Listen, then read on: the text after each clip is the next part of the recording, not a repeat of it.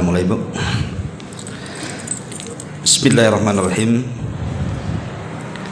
Assalamualaikum warahmatullahi wabarakatuh wa ala alihi wa sahbihi wa mawalah wa la hawla wa la quwata illa billahi wa ba'd. Alhamdulillah, segala puja dan puji hanya milik Allah subhanahu wa ta'ala. Salawat dan juga salam kita hadiahkan kepada Rasul kita Nabi besar Muhammad sallallahu alaihi wa ala alihi wasallam. Alhamdulillah, di pagi ini kembali kita bisa duduk untuk berthalabul ilmi, dan pembahasan di pagi ini kita akan membahas satu topik, bagaimana menjadi selebriti langit. Artinya bagaimana supaya nama kita itu terkenal di langit walaupun tidak terkenal di bumi. Tentu ini sebuah kemuliaan. Seandainya kita melihat para selebriti saja yang dipuja-puja para penggemarnya, dielu-elu, kadang sampai kalau jumpa histeris dan begitu seterusnya. Bagi orang-orang awam tentu terkadang mereka menghayal kalau posisi mereka adalah para selebriti itu, sehingga banyak orang yang bercita-cita ingin jadi selebriti, ingin menjadi penyanyi, artis dan yang semacamnya supaya bisa dipuja dan puji manusia. Itu di dunia.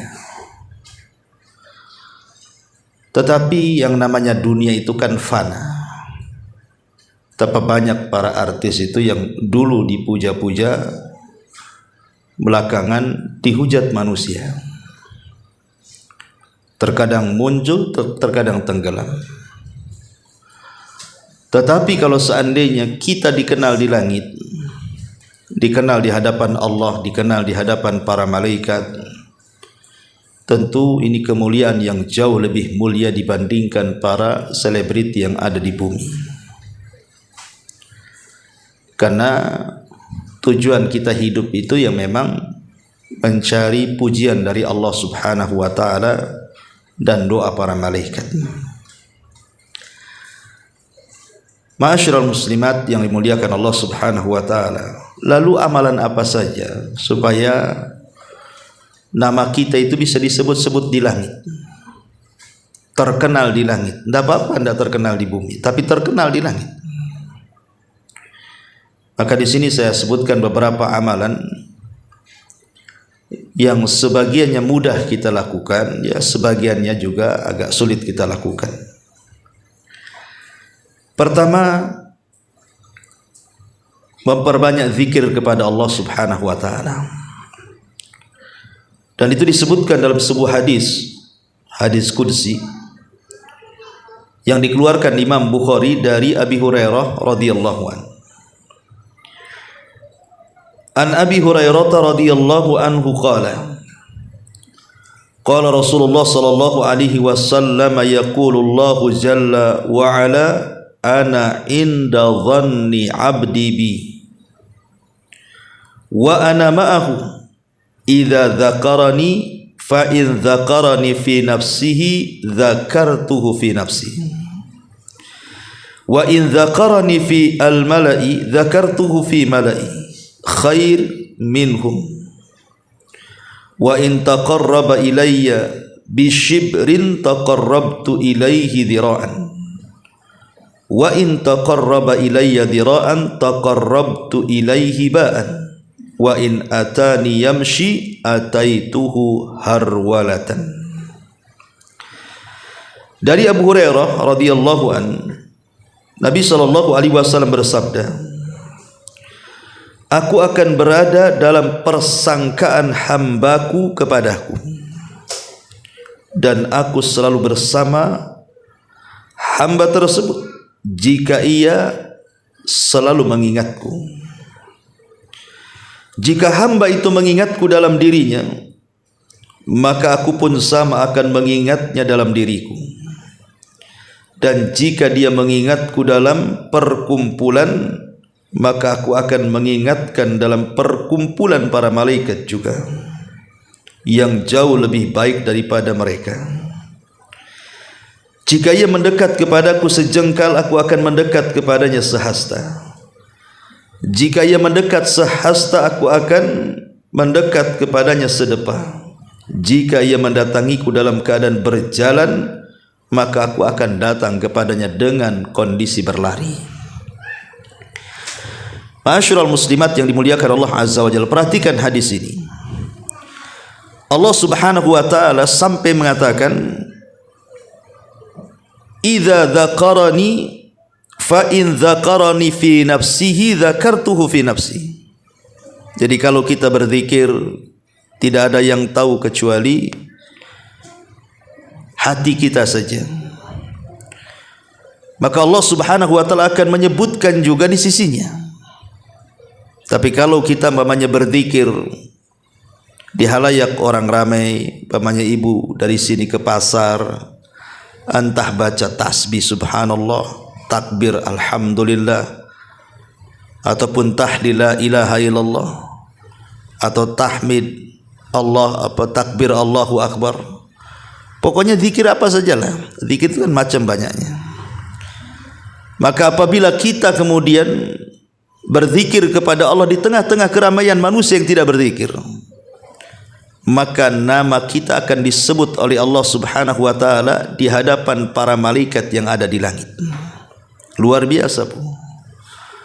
Allah akan menyebut nama-nama kita, nama orang tua kita lagi, fulan ibn fulan, di hadapan para malaikat. Dan ketika para malaikat kemudian mendengar bagaimana Allah Subhanahu wa taala memuja dan memuji kita, nama kita disebut-sebut, maka semua malaikat pun ikut memuja seperti yang Allah puja. Coba bayangkan, kalau saya buat analogi, Bu, seandainya presiden kita datang ke Batam, kemudian mengumpulkan orang satu Batam, anggaplah di lapangan sini kan, tiba-tiba presiden nyebut pula nama ibu tuh, disebut-sebut tuh nama ibu tuh, kemudian dipuji-puji di hadapan warga Batam. Kemudian ada pula yang memvideokan, diviralkan lagi, nama ibu pula disebut di situ. Coba bayangkan, terkadang di antara kita ada rasa bangga tuh. Wah, nama saya viral, dipuji-puji, disebut-sebut. Itu yang muji presiden, Bu. Yang mendengarkan ya macam kita manusia. Kita saja dipuji-puji presiden, dan bangganya luar biasa. Ini yang muji Allah yang menciptakan kita, yang memberikan rezeki kepada kita, yang berikan nikmat kepada kita, yang berikan hidup dan mati kepada kita, dipuji di hadapan para malaikat. Subhanallah. Harusnya kita harus lebih bangga. Dan caranya mudah, cukup berzikir. Kalau presiden kita ingin memuji kita, macam mana caranya? Ibu mau dekat-dekat presiden, mana bisa ada ajudannya? Tidak bisa.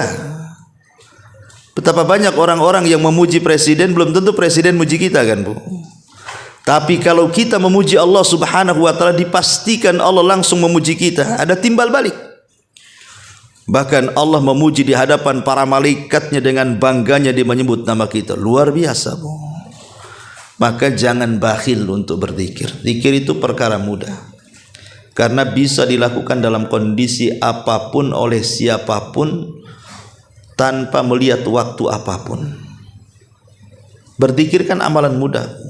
Orang tua bisa berzikir, anak muda bisa berzikir, anak-anak bisa berzikir, laki-laki bisa berzikir, perempuan bisa berzikir, pagi, siang, sore, malam, di mana saja, di rumah, di jalan, tidak terbatasi tempat dan waktu zikir itu. Zikir itu aduh luar biasa. Dan zikir itu menenangkan jiwa. Ala bi dzikrillah tatmainnul qulub. Ingatlah, dengan berzikir kepada Allah tenanglah hati kita. Makanya orang kalau banyak masalah bu, tertimpa musibah, banyak masalah, apalah masalahnya, cobalah banyak berzikir, lisannya itu jangan berhenti. Nanti masalah itu sedikit demi sedikit Allah urai itu. Karena saya pernah mengalami juga dan saya coba praktekkan gitu. Subhanallah, memang betul. Tidak mungkin Allah Subhanahu wa taala berfirman kemudian tidak ada dampaknya, kan begitu.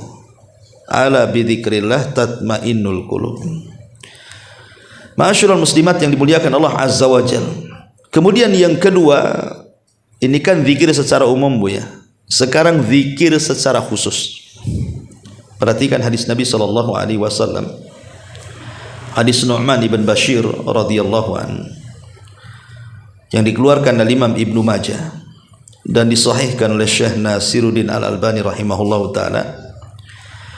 Kata Nabi sallallahu alaihi wasallam, "Inna mimma tadhkuruna min jalalillahi at-tasbiha wat-tahlila wat-tahmid yan'atifna haulal arsy.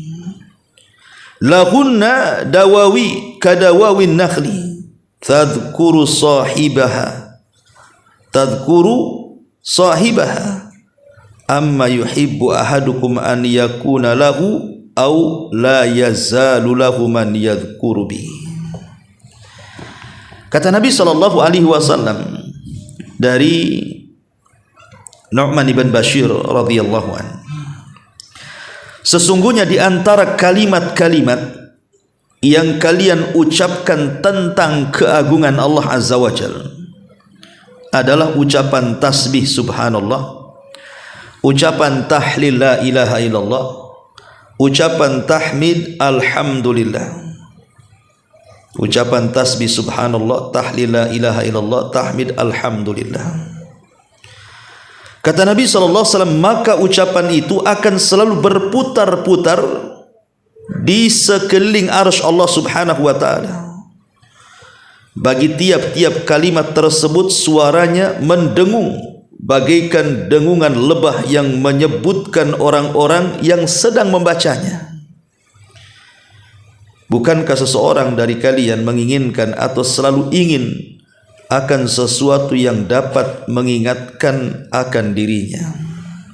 Lihat bu, kalau ibu membaca subhanallah walhamdulillah wala ilaha illallah, kalimat tasbih, tahmid dan juga tahlil bu, maka kalimat ini akan melesat sampai ke arsy. Kemudian dia akan menyebut-nyebut setiap orang yang menyebutnya, dan suaranya seperti suara tawon mendengung bu. Saking terusnya menyebut-nyebut nama kita yang menyebut subhanallah walhamdulillah wala ilaha illallah. Bayangkan nama kita bu disebut-sebut di arsyana. Dan kalimat ini kan kalimat mudah kan? Subhanallah alhamdulillah wala ilaha illallah. Apa sulitnya coba? Tapi tiga kalimat ini melesat sampai ke arsy tuh, berputar-putar lagi di arsy. Kemudian menyebut nama kita yang sedang berzikir, menyebut tasbih, tahlil dan tahmid itu. Dan suaranya mendengung-dengung. Makanya Rasul mengatakan, yan'atif lahaulal arsy lahunna dawiyun kadawawin nakhli. Bagi tiap-tiap kalimat tersebut terdengar suara mendengung bagaikan dengungan lebah yang menyebut-nyebut orang yang membacanya. Subhanallah ya. Hanya menyebut tiga kata, nama kita disebut-sebut di arsyana itu.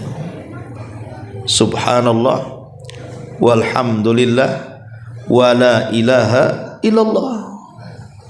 Luar biasa ya. Ini yang kedua. Kemudian yang ketiga,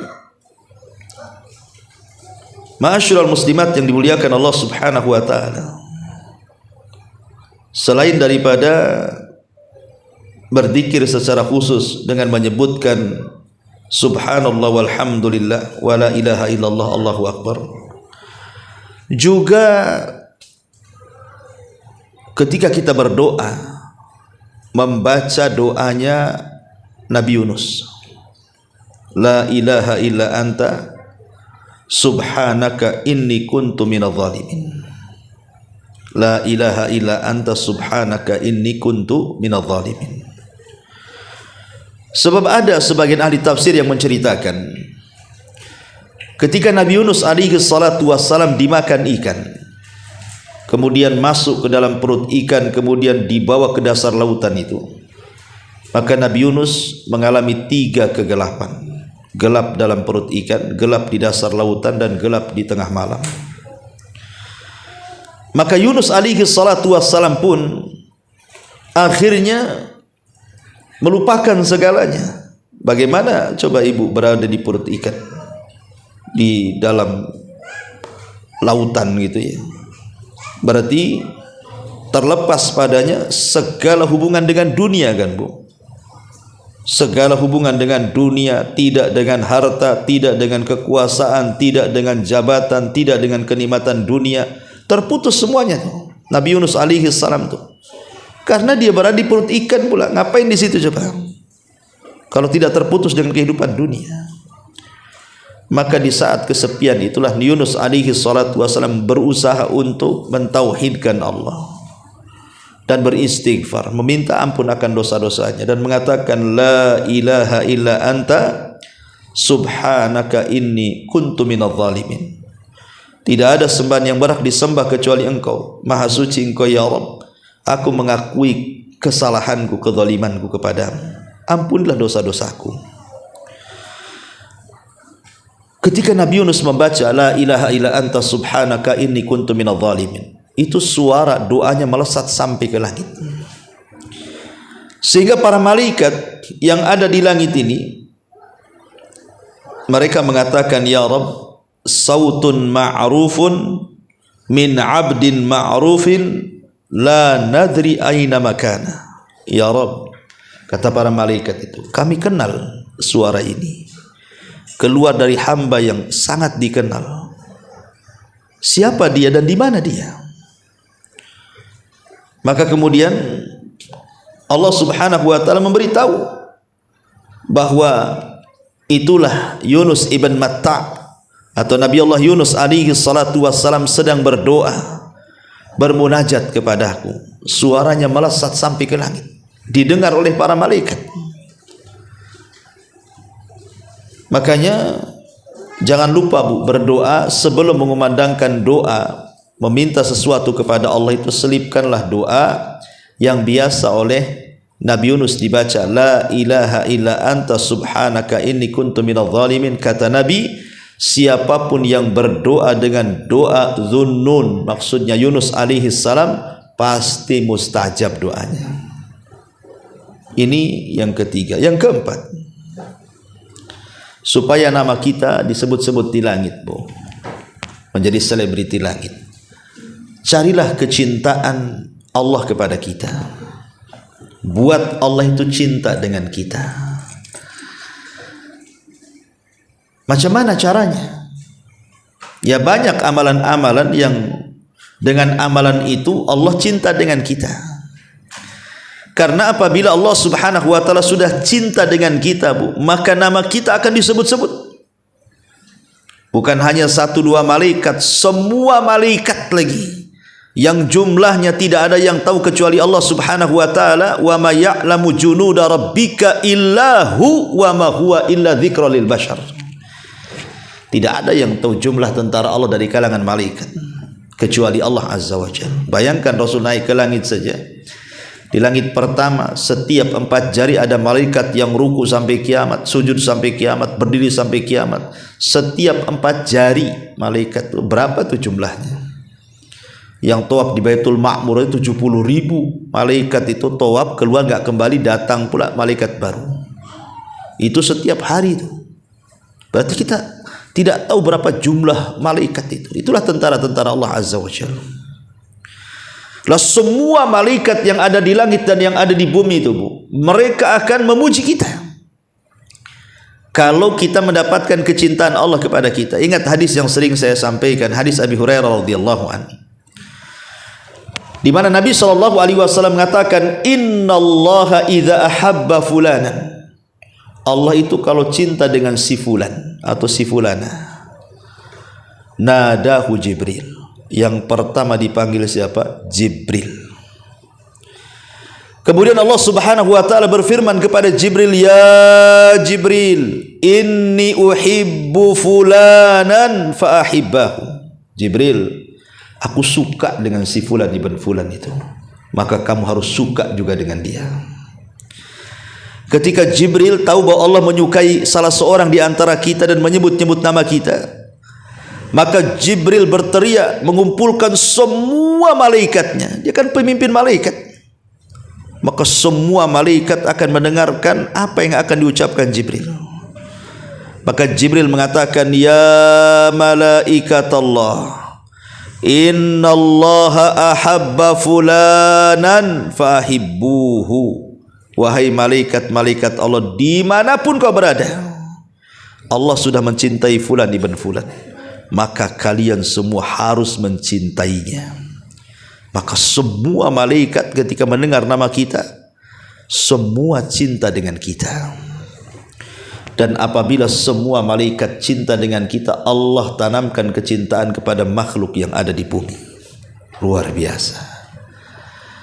Jadi kalau kita ingin jadi selebritis langit, ingin nama kita disebut-sebut di langit, cari sebab-sebab yang Allah suka dan cinta dengan kita. Contohnya apa? Contohnya umpamanya, ibu banyak melakukan sholat sunnah. Nabi SAW bersabda, "Wa ma yazalu 'abdi yataqarrabu ilayya bin nawafil hatta uhibbahu," kata Rasul. Dalam hadis kudusinya Allah berfirman, ketika seorang hamba terus-menerus melaksanakan sholat-sholat sunnah, entah rawatibnya, entah nawafilnya, baik duhanya, witirnya, tahajudnya, sebutkanlah sholat sunnah. Kalau kita terus rutin melaksanakan sholat sunnah, maka lama-lama Allah suka dengan kita tuh. Makanya di sini Allah mengatakan, tidaklah seorang hamba terus-menerus mendekatkan diri kepadaku dengan sunnah-sunnahnya sampai akhirnya aku pun cinta dengan hamba tuh. Jadi kalau ingin meraih kecintaan Allah supaya nama kita disebut-sebut di langit, perbanyak sholat sunnah. Ataupun umpamanya contohnya, ibu berziarah mengunjungi teman-teman ibu, tetapi tidak mengunjungi kecuali karena Allah, bukan mau nagih utang, bukan juga mau pinjam uang, bukan juga karena ingin ngelobi sesuatu dari urusan dunia, mengajak bisnis, bukan dah. Jadi betul-betul datang ziarah ke teman kita, ibu ada kawan di Batam Center, apalagi lebih jauh di Tanjung Pinang sana, atau ibu ke Rempang sana, itu pemanya. Jadi ibu datang lillahi ta'ala, bukan karena siapa-siapa, karena memang ingin ziarah, ingin ukhuwah, menguatkan persaudaraan gitu ya. Maka itu juga salah satu penyebab Allah cinta dengan kita. Makanya hadis Nabi mengatakan, masih firman Allah Azza wa Jalla dalam hadis kudusinya, "Haqqat mahabbati lil mutahabaini fiyah wa haqqat mahabbati lil mutazawwaraini fiyah wa haqqat mahabbati lil mutabadzalaini fiyah wa haqqat mahabbati lil mutawasilaini fiyah." Kata Nabi SAW, maka orang ini berhak mendapatkan kecintaanku bagi orang yang sesama saling mencintai karena Allah, ataupun saling mengunjungi karena Allah, ataupun saling membantu karena Allah, ataupun saling berhubungan, bersilaturahim karena Allah. Berarti di sini ada 4 perkara yang menjanjikan Allah cinta dengan kita. Pertama, saling mencintai karena Allah. Yang kedua, saling mengunjungi karena Allah. Yang ketiga, saling membantu karena Allah. Dan yang keempat, saling bersilaturahim karena Allah. Maka 4 perkara dikumpulkan dalam satu hadis riwayat Ahmad, penyebab Allah suka dengan kita. Ma'asyiral muslimat yang dimuliakan Allah Azza wa Jalla. Ataupun yang lain contohnya,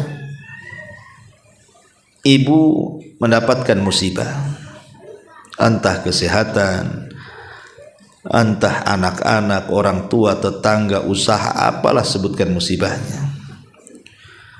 Kemudian ibu sabar, karena semua datang dari Allah pun akan kembali kepada Allah.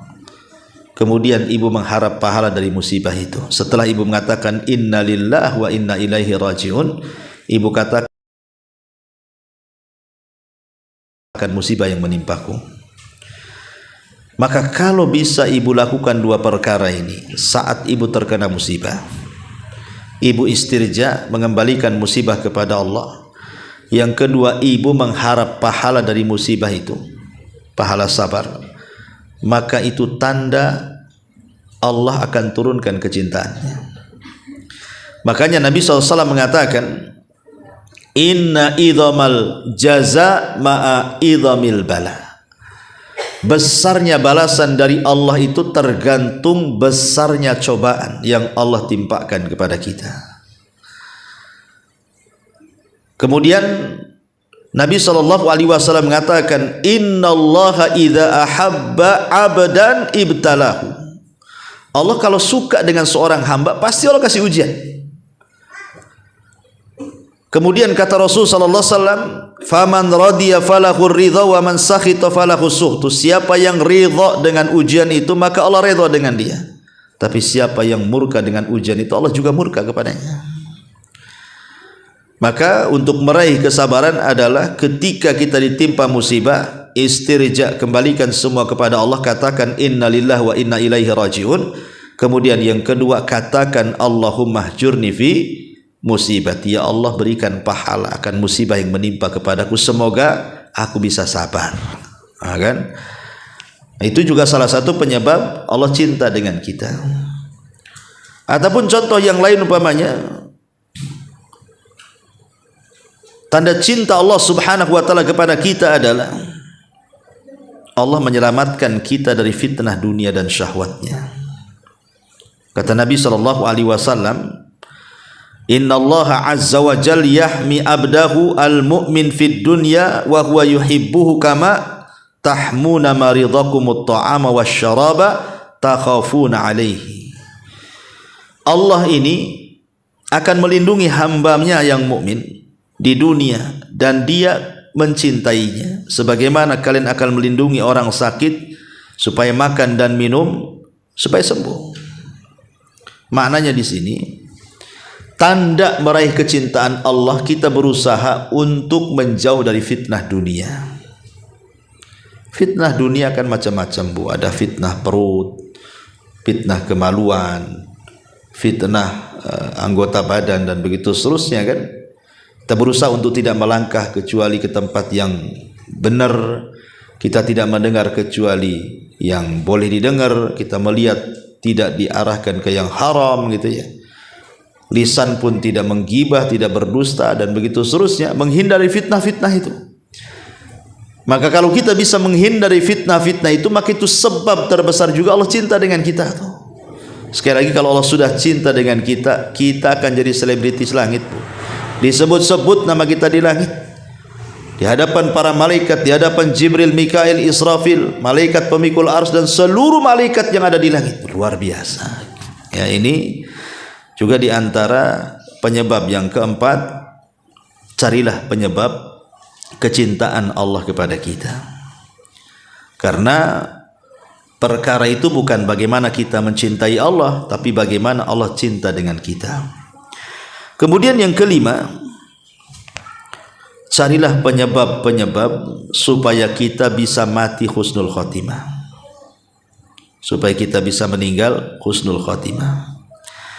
Karena kita tahu bahwa hadis panjang sekali, Bu, ya, ketika saya kemarin bahas di sini masalah hadis tentang kematian, kan, Bu, ya, seorang mukmin yang meninggal itu. Hadis Bara bin Azib yang sangat panjang sekali itu. Salah satunya adalah ketika malaikat maut mencabut nyawa kita, kemudian diiringi dengan para malaikat-malaikat yang disebut dengan rusulul maut, rasul-rasul kematian. Maka ketika ruh kita dicabut, Bu, itu kan diletakkan di kain kafan dari sorga yang sudah dibaluri minyak wangi dari sorga. Kemudian minyak wangi itu melambung sampai ke langit, Bu. Semua malaikat menciumnya. Kemudian malaikat-malaikat di langit itu bertanya lah, ini ruhnya siapa, kan begitu. Kok harum sekali, kok indah sekali. Semua malaikat memuji ruh itu.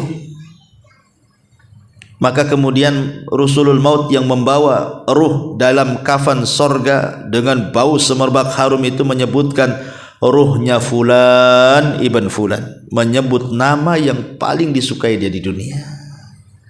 Lihat, orang yang husnul khatimah, kematiannya disebut-sebut di langit tuh. Semua malaikat memuji kita tuh, memuji ruh yang naik ke langit, dan dia seorang mukmin yang husnul khatimah. Ma'asyiral muslimat yang dimuliakan Allah Subhanahu wa taala, maka sebisa mungkin kita ini berusaha mencari sebab-sebab, ya, supaya dengan sebab-sebab itu kita bisa meninggal dalam posisi husnul khatimah. Sebut saja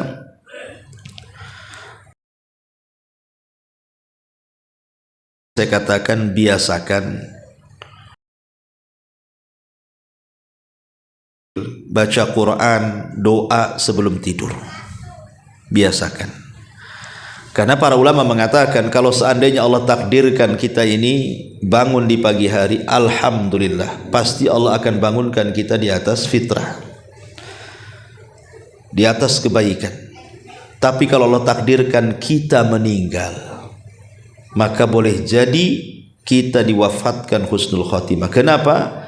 Karena sebelum tidur kita sudah banyak berzikir, banyak berdoa, kemudian berwudu. Apalagi kalau umpamanya sebelum tidur ibu sholat dulu, sholat witir dan begitu seterusnya kan, maka tidur kita itu kan menjadi ibadah. Jadi kalau meninggal berarti meninggal di atas ibadah tuh.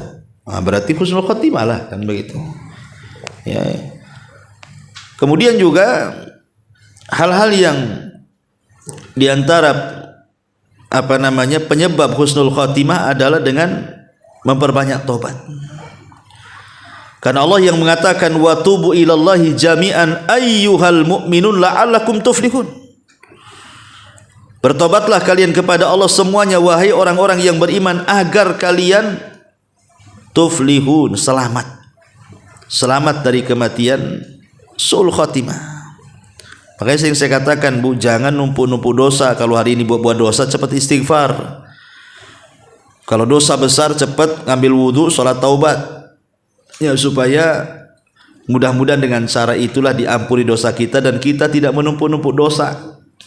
Ya, makanya perbanyak taubat ataupun perbanyak sedekah. Nabi SAW mengatakan, "Sana'iul ma'ruf taqi masari as-su." Orang yang banyak melakukan kebaikan, bersedekah, membantu orang, itu bisa menjauhkan dari su'ul khatimah, kata Nabi.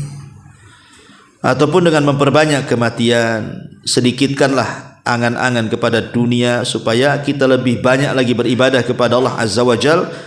Maka itu juga salah satu penyebab kita ini husnul khatimah. Dan banyak lagi lah, intinya adalah berusaha untuk bertakwa kepada Allah Subhanahu wa taala.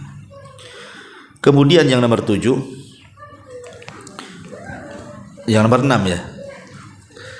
Yang nomor 6, bersolawat, memperbanyak solawat kepada Nabi. Dan ini sering saya bahas ya. Solawat itu artinya, Bu, solawat itu artinya, ibu sering bersolawat, Bu. Kalau orang bersolawat tidak paham maknanya, dengan yang paham makna itu beda. Kalau ibu paham maknanya, pasti ibu rajin bersolawat. Tapi kalau ibu tidak paham maknanya, malas bersolawat itu. Solawat itu artinya kita meminta kepada Allah Subhanahu wa taala agar Nabi kita, Nabi Muhammad sallallahu alaihi wasallam, senantiasa mendapatkan pujian di hadapan makhluk yang ada di langit. Jadi kalau ibu mengatakan Allahumma sholli ala Muhammad, berarti kita meminta kepada Allah, ya Allah, Saya punya nabi namanya Muhammad, tolong puji-puji dia di hadapan para malaikat yang ada di atas sana. Itu maksudnya. Dan sebagai imbalannya, maka Nabi SAW mengatakan, man shalla alayya wahidatan sallallahu alaihi asyran. Barang siapa yang bersalawat satu kali kepadaku, kata Rasul, maka Allah akan bersalawat kepada kita 10 kali. Jadi kalau kita mengucapkan Allahumma salli ala Muhammad, berarti kita mengatakan, ya Allah tolong puja-puji ni Nabi saya ni Muhammad di hadapan makhlukmu yang ada di langit sana, di hadapan para malaikat. Maka Allah akan memuji kita 10 kali. Padahal kita hanya meminta kepada Allah suruh memuji Rasul kita 1 kali, tapi Allah puji kita 10 kali pula. Jadi kalau ibu bersalawat, nanti Allah akan memuji kita di hadapan Jibril, Mikail, Israfil, di hadapan para malaikat yang di langit sana, memuji-muji kebaikan kita hanya gara-gara bersalawat 1 kali itu.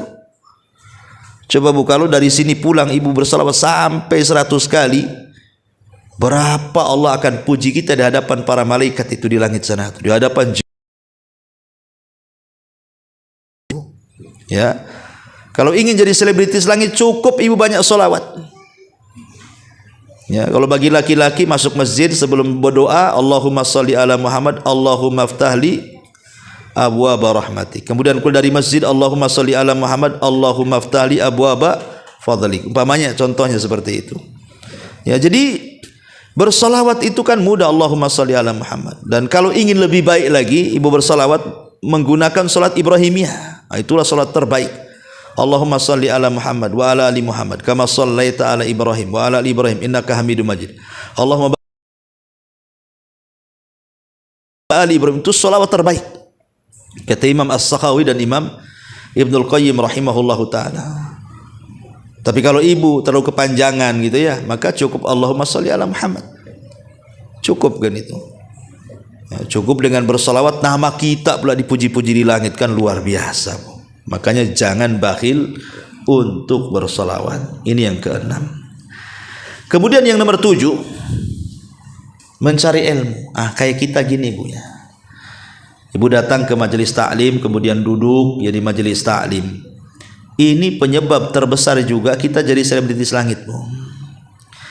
Karena ada hadis Nabi SAW. Jadi dari Qais ibn Katsir, dia mengatakan, datang ke rumahnya Abu Darda radhiyallahu an yang ada di Damaskus.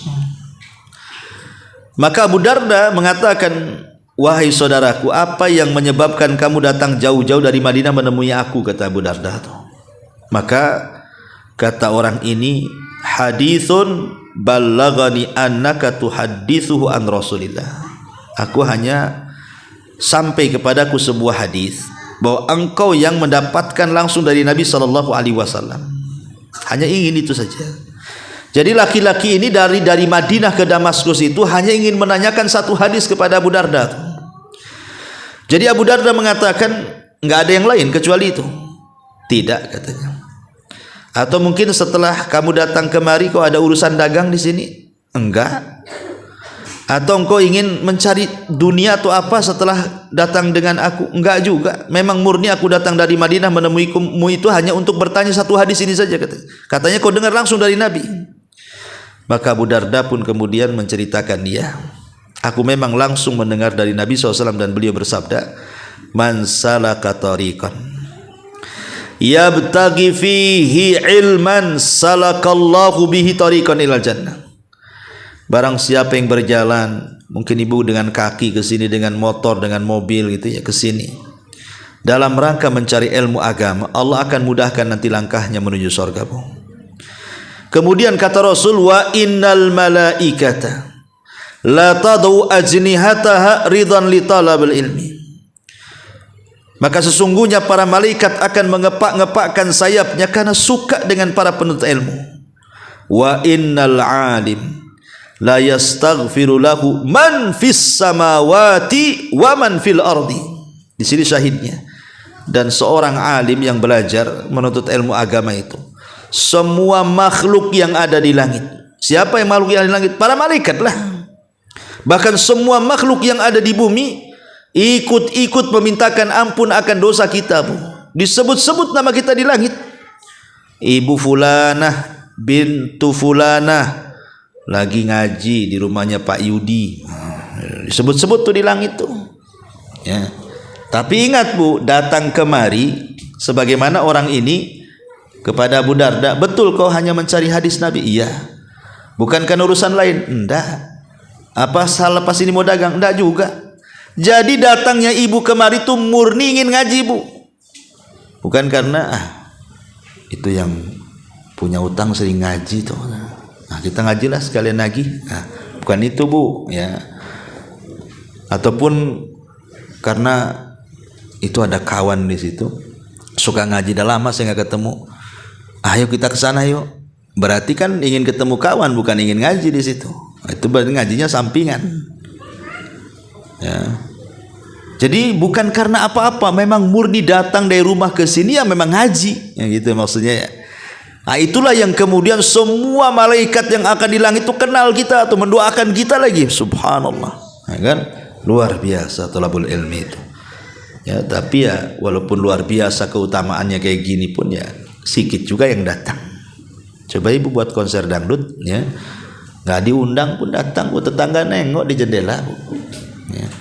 Ma'asyiral muslimin yang dimuliakan Allah Subhanahu wa taala, ini juga diantara penyebab kita menjadi selebritis langit. Kemudian selanjutnya menunggu waktu sholat setelah sholat, menunggu sholat setelah sholat. Rindu, mamanya ibu sholat zuhur ya nanti, kemudian pengen kapan asar gitu ya. Ini mah enggak, aduh baru zuhur asar lagi. Nah, itu namanya menjadikan sholat itu beban namanya, Bu ya. Maksudnya dia rindu, mamanya ibu dari zuhur ke asar karena memang enggak ada yang dikerjakan, apalagi ya di rumah enggak ada siapa-siapa. Habis zuhur ibu ambil Quran, baca Quran kan itu ya, atau zikir sampai ke asar gitu ya. Kemudian sholat asar atau dari maghrib ke isya gitu kan, pendek waktunya ya. Maka Nabi SAW menyebutkan dalam Musnad Ahmad dari Abdullah ibn Amr radhiyallahu anhuma, dia mengatakan shallaina ma'a Rasulillah sallallahu alaihi wasallam, kami pernah sholat bersama Nabi sallallahu alaihi wasallam, sholat maghrib ya. Fa'aqaba man aqab wa raja'a man raja'. Ada yang menunggu dari maghrib ke isya, ada juga yang pulang. Lah ketika itu Nabi SAW datang. Rupanya di masjid itu masih banyak orang-orang yang menunggu sholat isya dari maghrib itu. Ya, yang pulang ada, tapi yang tetap di situ banyak gitu ya. Jadi Nabi SAW bersabda kepada orang-orang yang nunggu sholat isya itu setelah sholat maghrib, kata Rasul, abshiru ma'syaral muslimin. Berbahagialah wahai orang-orang yang muslim. Hadza rabbukum, ini Rabb kalian. Qad fataha baban min abwabis sama yubahibikumul malaika. Ini Rabb kalian sungguh telah membuka pintu-pintu langit, dan para malaikat membanggakan kalian semuanya. Yaqul, dia berkata, haula'i ibadi. Allah mengatakan, itulah hamba-hambaku. Qadau faridatan, mereka sudah melaksanakan faridah, kewajiban salat. Wahum yantadirunal ukhra, mereka masih nunggu untuk melakukan salat yang berikutnya. Lihat. Jadi kalau seseorang itu habis salat menunggu salat, itu pintu-pintu langit akan dibuka kepada kita, dan Allah akan membanggakan kita yang menunggu salat itu di hadapan para malaikat itu. Sehingga Allah mengatakan, lihat wahai hamba-hambaku, lihat malaikat, lihat tuh ada hamba-hambaku habis salat nunggu salat. Oh, jadi Allah langsung mengumumkan di hadapan para malaikat yang di langit. Nah, jadi sekali-kali gitulah, Bu ya kan. Umpamanya ibu kan sholatnya di rumah, habis maghrib ke isya memang gak ada kegiatan, kebetulan gak ada kegiatan, Bu ya. Ya udah, ibu ya makanya saya sering sarankan kalau bisa di rumah tuh ada semacam mihrab lah, Bu, untuk ibu beribadah. Umpamanya dikhususkan ini di kamar ini khusus sholat, jangan dipindah-pindah ya. Dan kalau bisa ada ustadz Saya tinggal di kos-kosan kecil, cemana buat musola. Taruh sajadah, jangan dipindah-pindah dari situ. Kemudian kalau bisa sekitarnya bersih, khusus untuk sholat tuh kalau bisa bersih, walaupun hanya satu kamar itu kan, umpamanya di pojokan, ya sudah taruh di pojokan situ, supaya tahu itu tempat sholat gitu maksudnya. Buat mihrab, kayak Maryam itu kan punya mihrab di situ.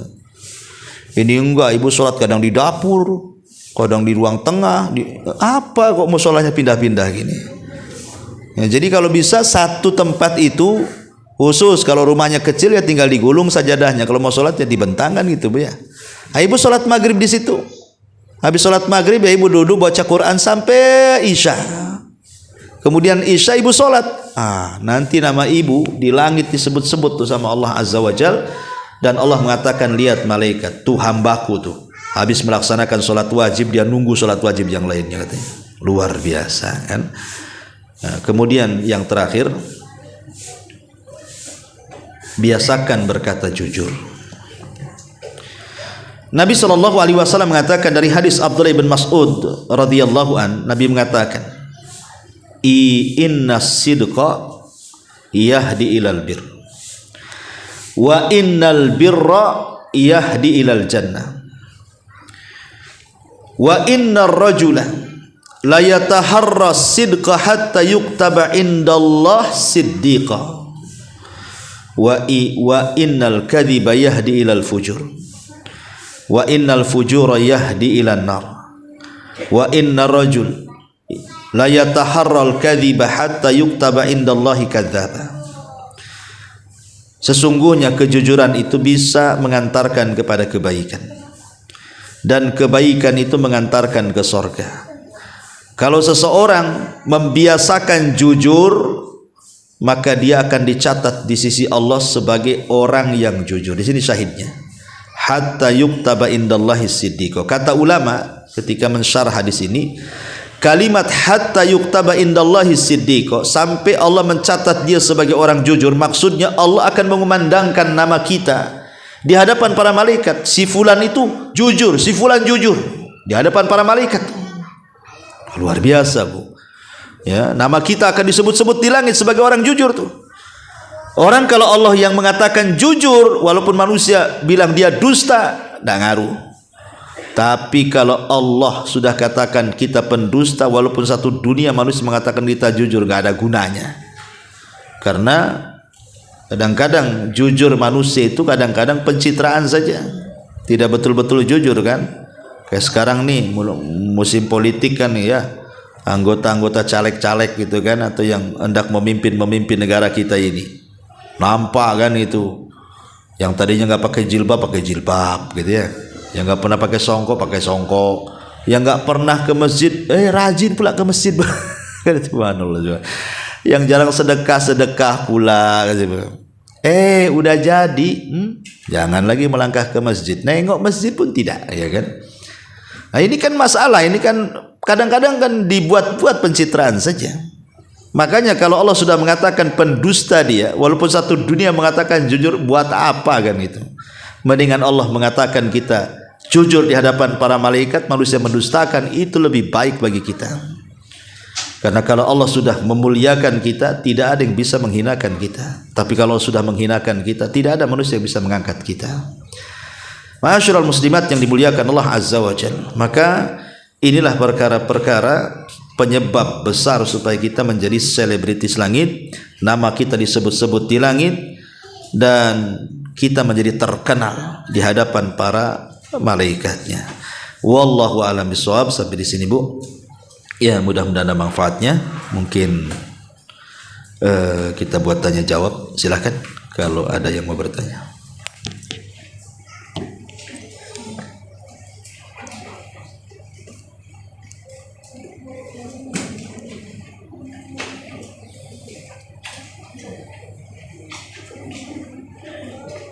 Bismillahirrahmanirrahim. Assalamualaikum warahmatullahi wabarakatuh.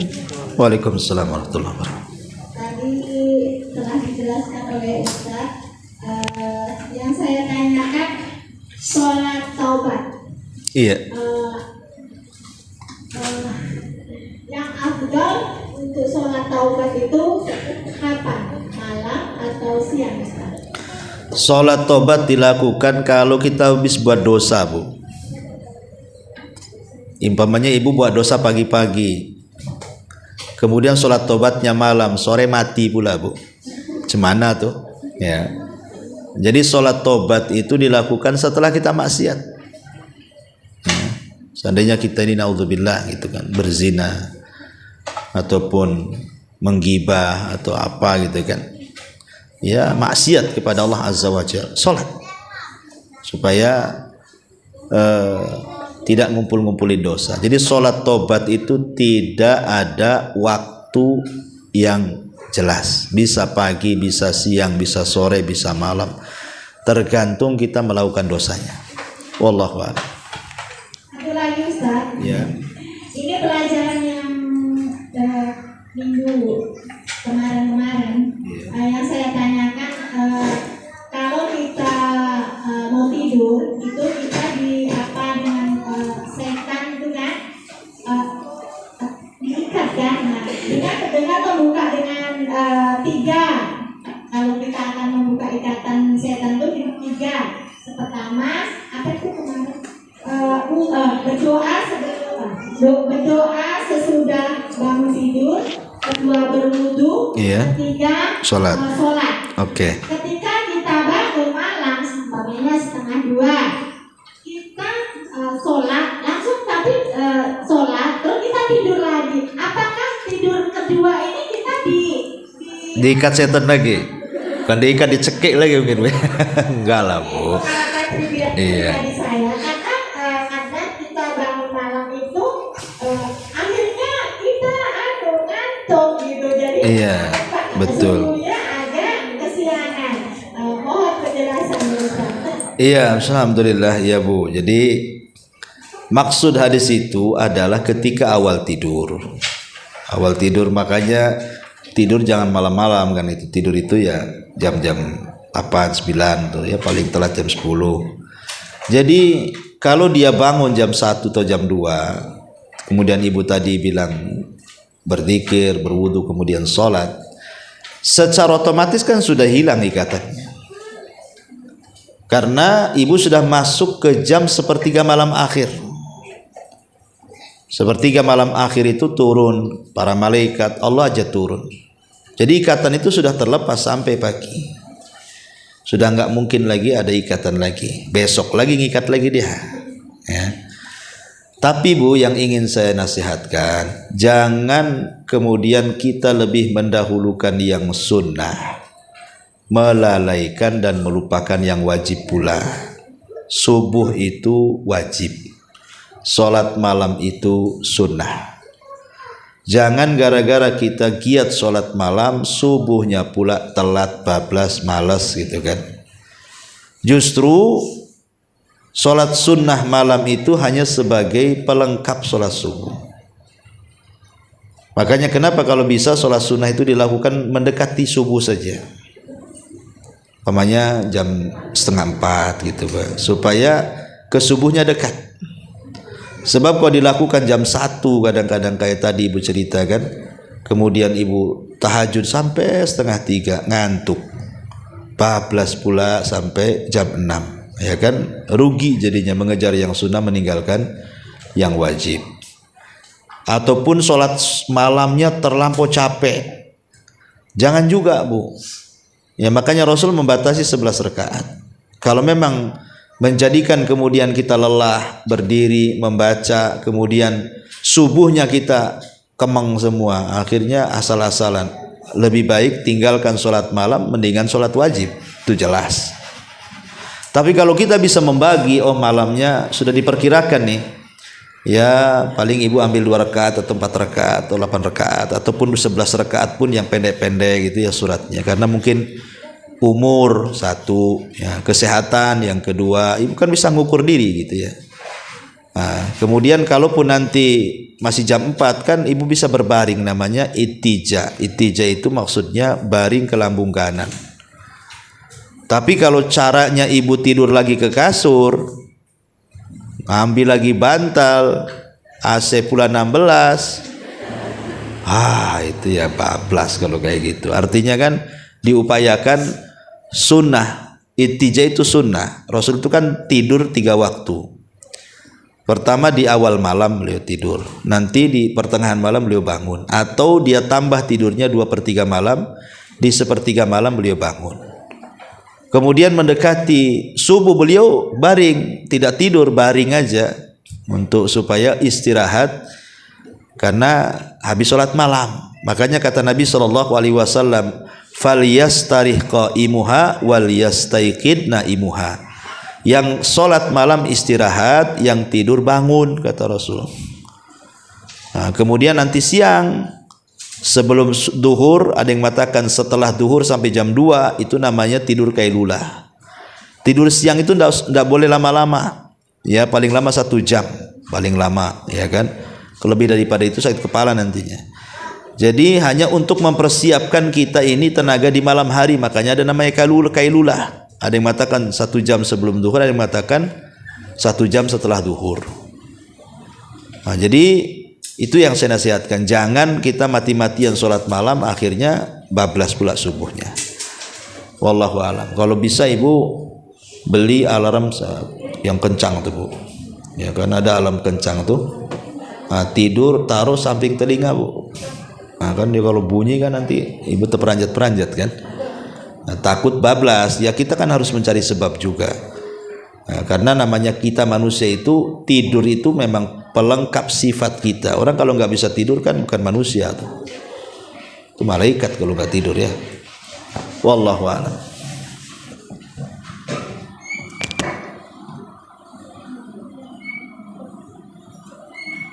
Ada lagi?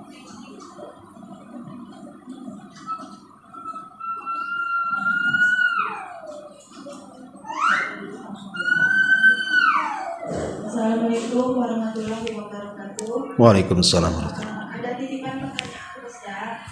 Iya. Perihal masalah keluarga. Yang ini ditanyakan, suami sudah belajar sunnah dan sudah mengajarkan ke istri. Berapa tahun berlalu, belakangan ini suaminya berubah drastis.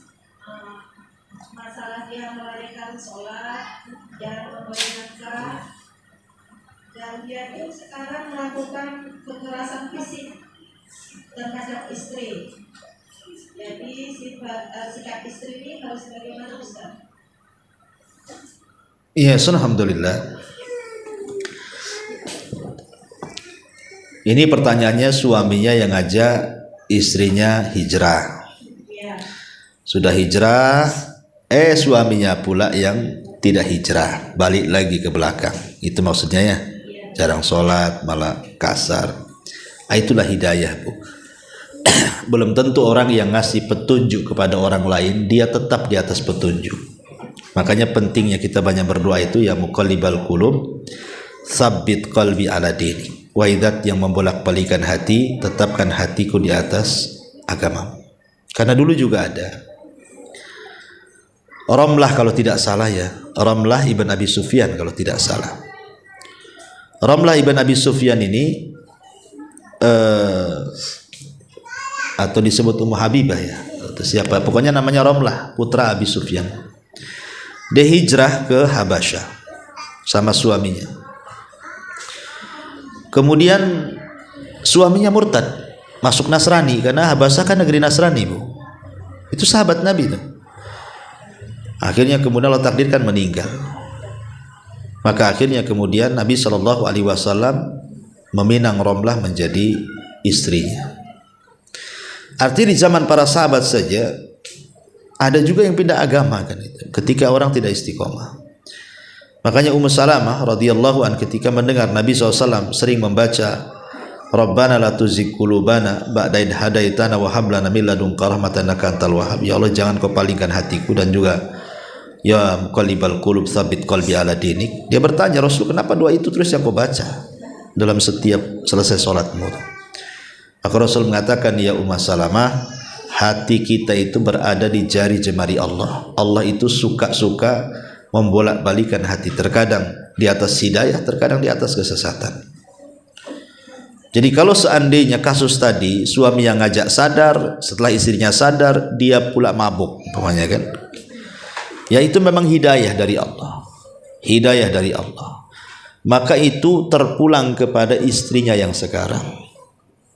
Ya, cobalah introspeksi. Kadang-kadang yang namanya suami istri itu, suami menjadi jahat itu gara-gara istri juga. Suami menjadi baik juga bisa juga perantara istri juga. Ya, satu sisi yang pertama istri harus introspeksi, kira-kira salah apa dengan dia kepada suami. Kalau dia merasa saya nggak ada masalah Ustaz, dari dulu ya gini-gini saja, bahkan saya semakin hari semakin giat ibadah, giat ngaji, giat, pokoknya hak saya kepada suami nggak pernah kurang, bahkan bertambah, bahkan makin bertambah. Ya karena biasanya Bu, maaf, kadang-kadang kalau rumah tangga sudah lama, kemudian faktor usia. Ya, faktor usia biasanya kan ibu-ibu yang mungkin usianya 40 tahun ke atas, 50 tahun. Kadang-kadang pelayanan seorang istri kepada suami itu berkurang. Ya mungkin faktor karena wanita kan hormonnya juga beda dengan laki-laki kan. Laki-laki kan memang stabil sampai tua, sampai 70 tahun pun dia masih membuahi. Kalau perempuan kan ada masa-masanya mendekati menopause.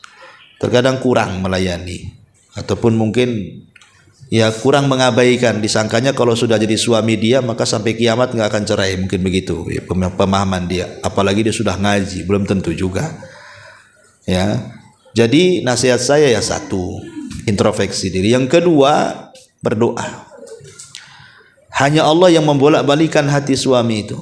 Berdoa coba di waktu-waktu yang mustajab, ketuk terus pintu langit agar suami itu berubah, balik ke masa dulu, ya. Karena hanya dengan itu, kalau ibu merasa lemah di hadapan suami, harus mengadukan kepada siapa kalau bukan kepada Allah? Adukan kepada Allah. Dia yang memegang hati suami. Minta kepada agar hati suami itu dibolak-balikan. Dan kalau sudah berdoa juga, tapi juga belum ada tanda-tanda Allah mengabulkan, yang sabar. Sabar ibu, ya. Dan jangan memicu masalah yang sudah ada.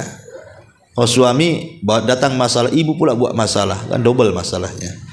Kalau memang bisa sabar dengan kondisi seperti itu, bisa sabar terus memperbaiki diri apa yang kurang, entah dandanannya, entah pelayanannya, entah masakannya, entah apalah kan gitu namanya hubungan dengan rumah tangga. Nah, coba perbaiki terus, sambil kita mencari sebab, sambil berdoa. Ya, berdoa minta dibolak-balikan hati suami, mencari sebab dengan semakin baik kepada suami. Akan doa juga harus ada sebabnya.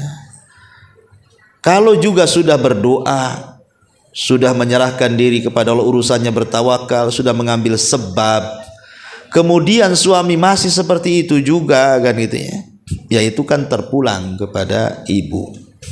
Maunya ibu gimana gitu ya. Kalau memang bukan jodohnya ya, kalau sudah melampau ke fisik, kemudian tidak sholat, itu ibu sudah berhak menghulu, meminta cerai.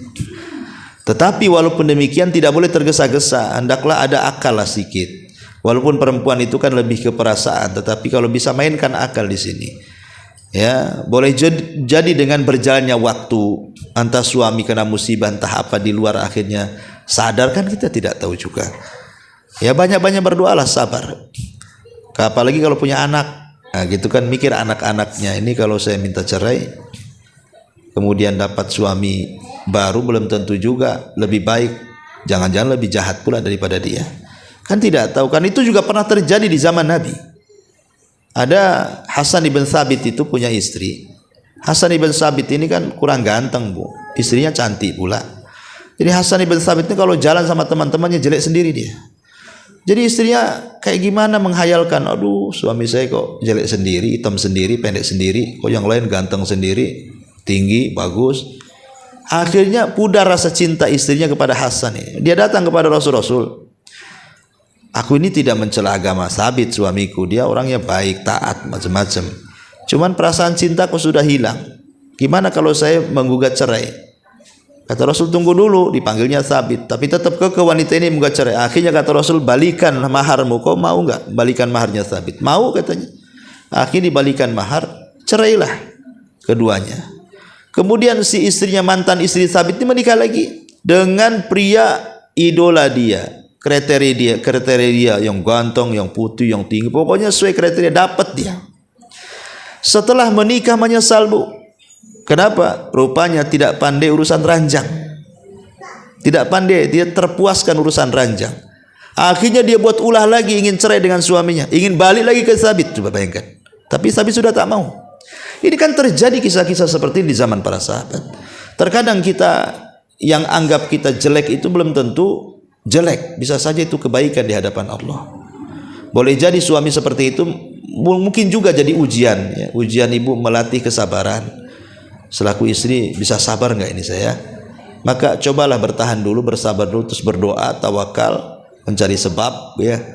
Ketuk pintu langit, mudah-mudahan suaminya bisa kembali ke jalan yang benar. Wallahu a'lam.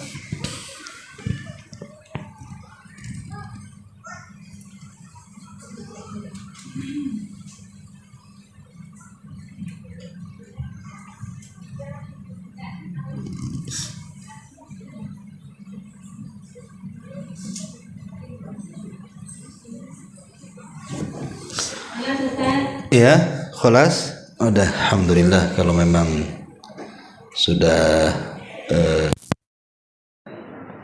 ya ini